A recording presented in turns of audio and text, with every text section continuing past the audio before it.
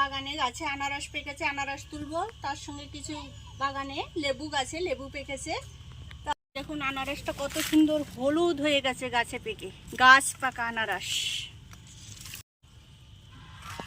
কত সুন্দর পেকে আছে গাছে আনারস। আনারসটা গাছ থেকে আমি তুলে নিচ্ছি।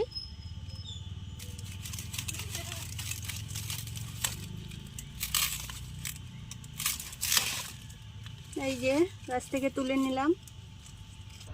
দেখুন আনারসটা গাছ থেকে তুলে নিয়েছি। এবার গাছ থেকে পাকা পাকা লেবু তুলে নেব।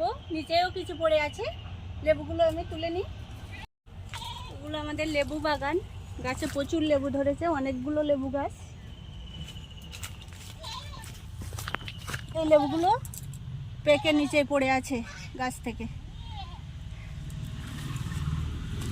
এই যে পাকা পাকা লেবু। এগুলো গাছেও কিছু পেকে আছে লেবু, কিছু পড়ে গেছে, কিছু যে লেবুর গায়ে হাত দিয়েছি ওটা থেকে খুলে গেল। দেখুন বাগান থেকে টাটকা লেবু ও আনারস তুলে নিয়েছি।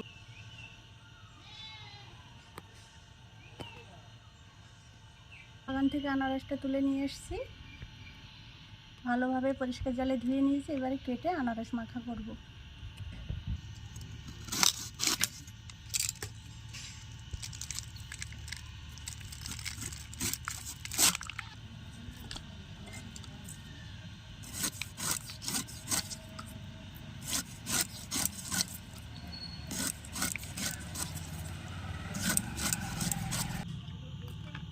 আনারসটা পরিষ্কার জলে এবার ধুয়ে নিচ্ছি।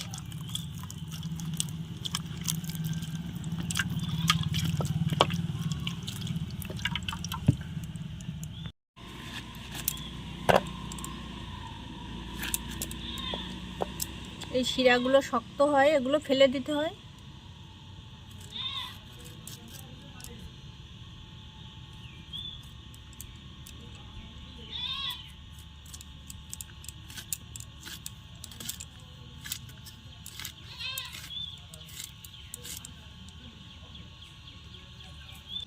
গাছ পাকা টাটকা আনারসের কি সুন্দর সেন্ট।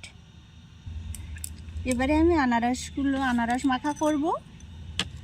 তো এবার দিয়ে দিচ্ছি বিট লবণ, চিনি, পাতিলেবু গাছের পাতা,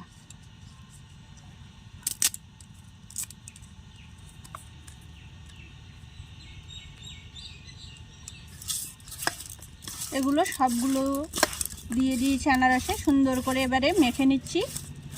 এখন ঝাঁকানোর পরে আমি 10 মিনিট ঢেকে রাখবো।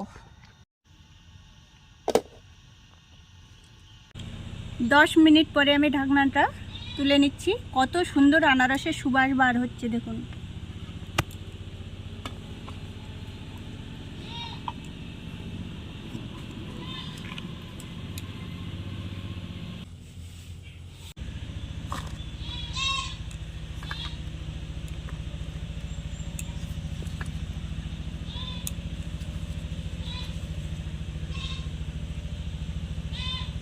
উপরে একটু বিট লবণ দিয়ে দিচ্ছি।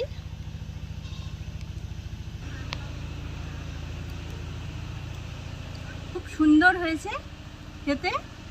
আপনারা পারলে এভাবে আনারস মাখা করে খাবেন, খেয়ে জানাবেন কেমন হয়েছে।